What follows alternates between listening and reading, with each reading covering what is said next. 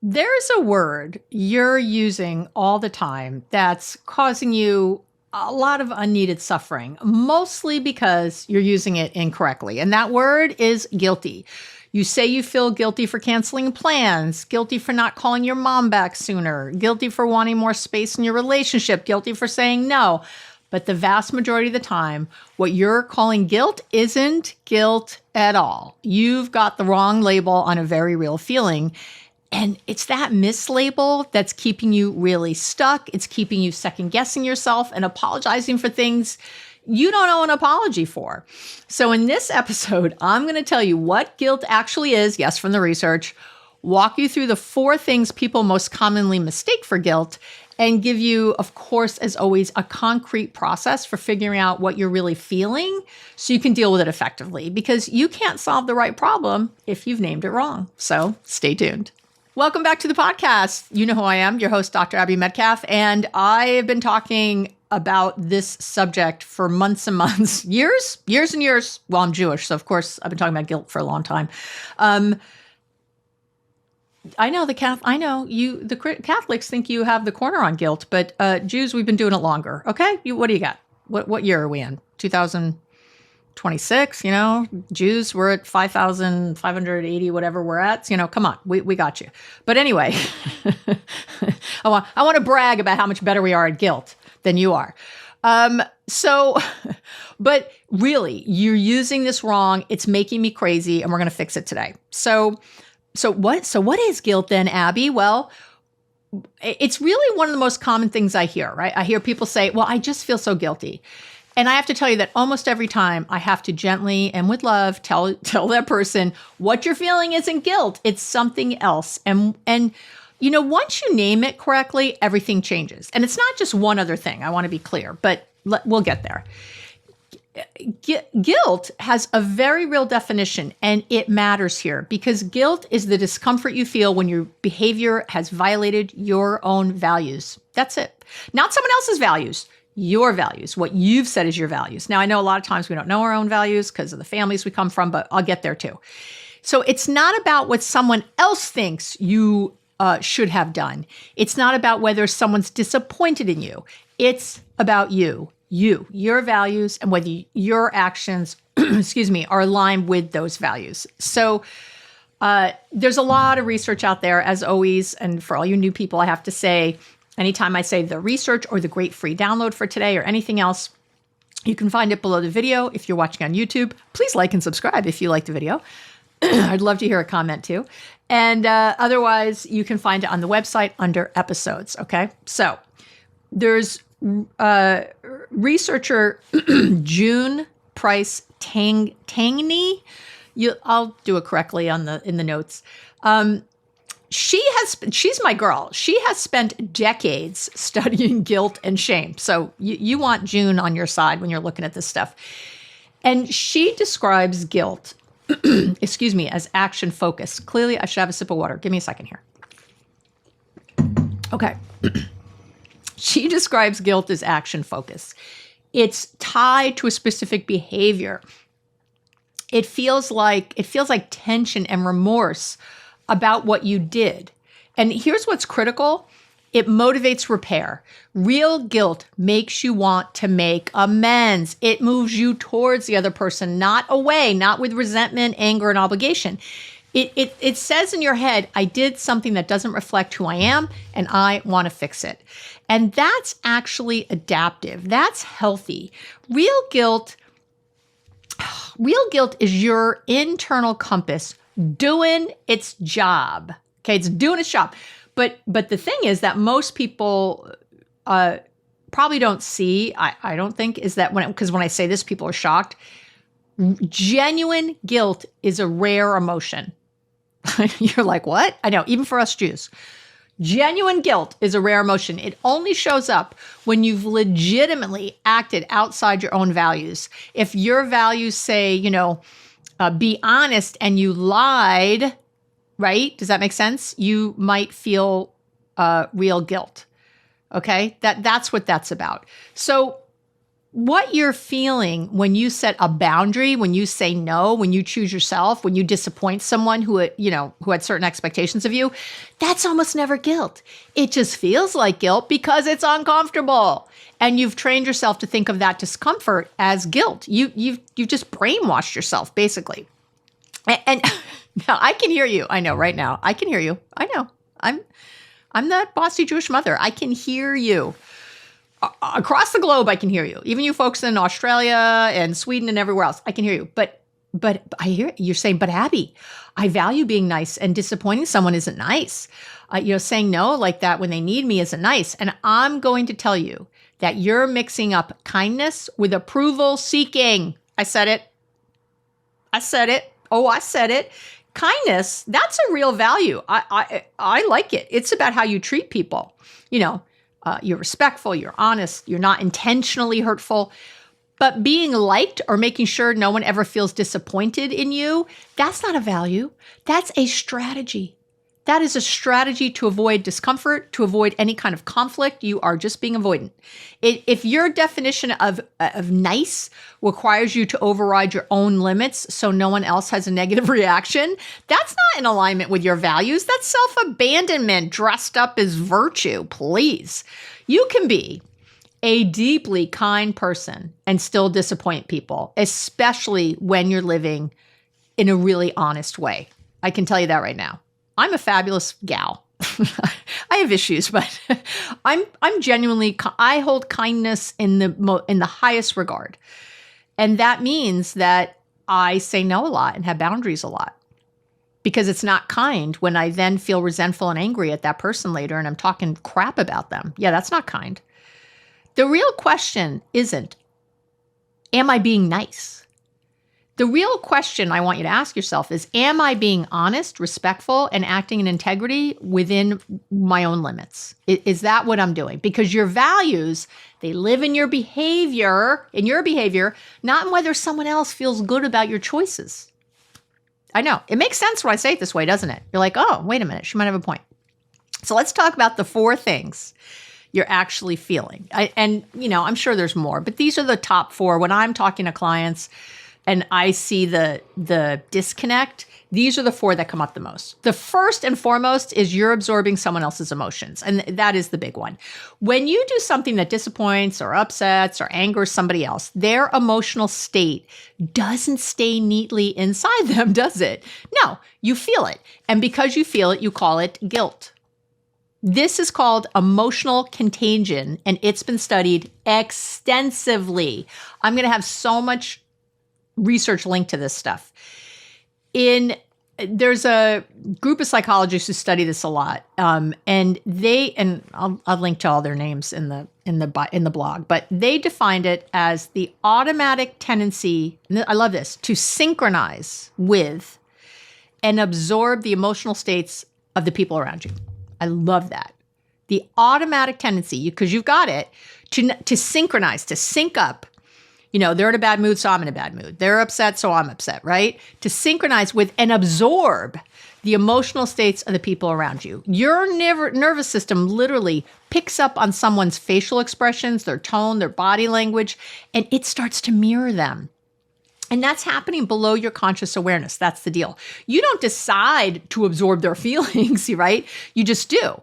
So when you tell your mom, I can't make it on Sunday to dinner, and you see her face fall, you feel something shift in your chest. You call it guilt. But what's actually happening is that you've caught her disappointment, just like you caught a cold from being too close. You caught her disappointment. Her emotion moved into your body. And because it feels awful and it's connected to something you just did, your brain labels it as guilt, right? It makes sense, no? Highly empathetic people and those with, and if you have maybe an anxious attachment, you're especially vulnerable to this. The more attuned you are to other people's emotional states, I would say highly sensitive people too would fit in this category, the faster and more thoroughly you absorb them, right? Doesn't take Freud to figure that out. It's a feature of being caring and connected. But it means you've spent a lot of your life carrying feelings that were never yours to carry in the first place. And that's what I need you to get. So the key question to ask yourself here is, did I actually do something that violated my own values? Or am I just feeling this other person's reaction to my choice? And those are completely different situations requiring completely different responses. I know. All right. The second thing you're feeling is you're often feeling shame, not guilt. And I'm sure you've heard these distinctions before. Guilt and shame feel really similar in the body, but they're really not the same thing. And the research on this distinction is super clear. And I'm sure you've heard it before. Guilt says, I did something bad. Shame says I am bad, right? Guilt is about behavior. Shame is an identity attack. So when you say, I feel so guilty for not wanting to help with that project, what you might actually be saying is, or feeling is shame, right? Like this belief that a good person, a kind person, a person who isn't selfish would want to help, would want to give up everything and be there. You're not grieving a values violation. You're attacking your own identity. That's shame. And shame often shows up wearing guilt clothing. So it can sound like, what kind of person doesn't want to be there for their family? Or I'm being selfish, or I should want to do this. Something's wrong with me. All that. I know. It's not just me. It's not just you. So none of those are guilt. Those are all shame. And the reason this matters is that shame doesn't motivate repair. It motivates hiding. Yeah. So when you think the problem is who you are rather than what you did, you don't fix anything. You just feel worse about yourself and either comply to escape the feeling or withdraw entirely, right? And, guilt can be worked with. I can work with guilt. Shame needs to be challenged at the belief level. And I have to tell you, that is a completely different conversation. The third thing is that you're likely feeling fear, not guilt, right? So sometimes what you're calling guilt is actually anxiety. And I would say specifically the fear of consequences. So it could be the fear of rejection, fear of conflict, the fear this person's going to pull away, that they're going to stay angry, they're going to think less of you. And I know, sound familiar? And this one's, I think, sneaky because the discomfort is real and it's connected to something you did. So your brain jumps straight to guilty, right? Guilty. But run this by yourself. Are you uncomfortable because you violated your own values or because you're scared of what might happen next? And if you said no to, let's say, a friend's invitation and you're ruminating, not because you think you did anything wrong, but because you're anxious about whether they're upset with you, that's fear. It's a threat response. Your nervous system is scanning for danger in the relationship. That's not the same as moral remorse. Okay, so I'll be really clear. Fear says, what if they don't forgive me? Guilt says, I need to make this right because I actually did something wrong. See the difference? So fear is about your safety in the relationship. Guilt is about your integrity in the relationship. So when you confuse them, you end up apologizing for things you don't owe apologies for, which trains people to expect you to back down every time they're unhappy with you. I know. No, I'm not in your house. No, I do not have cameras in your home. I know. I'm telling you, when I say this to clients, they're like, oh my gosh, that's me. And then the fourth thing is that you're feeling a conditioned should, not guilt. Okay, so it masquerades as guilt, but it's a conditioned should, I guess is how I want to say this. It's a guilt that was installed by someone else, usually when you were young, and it fires automatically whenever you break a rule that was handed to you, right? Even if that rule has nothing to do with your actual values. There's one of the fathers of the field of psychiatry, Erich Fromm, a German-American psychiatrist, psychoanalyst, who I do quote a lot. I think he's just amazing. He wrote about this back in 1940, 1939. He was observing that modern culture creates a kind of guilt around healthy self-love, around putting your own needs and happiness first. right? And I did an episode way back on healthy selfishness, and all the research attached to it, and I will definitely link in the on the blog page and below the video. But we've been taught directly and indirectly that certain things are just not done. You don't say no to family. You don't prioritize yourself over others. You show up when you're asked to show up, full stop, whatever that is. So when you don't do those things, a voice inside you says that you should feel guilty. And you call it guilt, but it's not. It's a reflex from a belief system that you inherited, not a signal from your own values. And there's a huge difference between breaking a rule someone gave you and violating something you actually believe in. Okay. So you want to ask yourself, whose voice is that? Whose rule are you breaking? If you trace it back and it belongs to a parent, to a religion, maybe you no longer even practice, or a family system that probably wasn't healthy, that's not your guilt. That is someone else's expectation living rent-free in your nervous system. Okay? I know. And I think I mentioned, I said earlier, I have a great free download for today.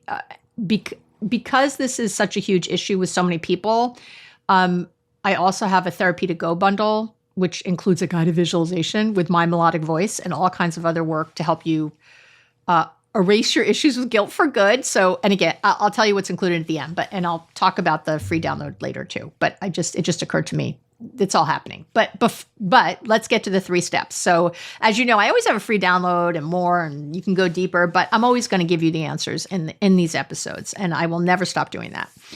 So there's 3 steps to tell what you're actually feeling, right? And I help you do that with the free download, but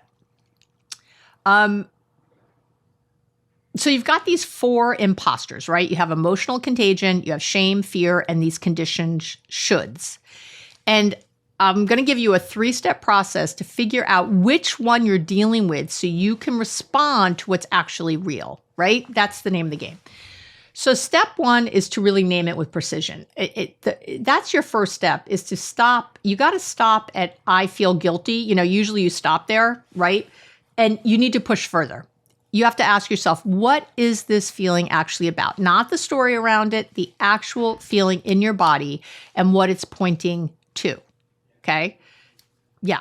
I've been doing this for 40 years. I can tell you that most people have very low, I say with love, emotional vocabulary.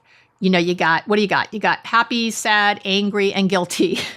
And you use those 4 words to cover an enormous range of experiences.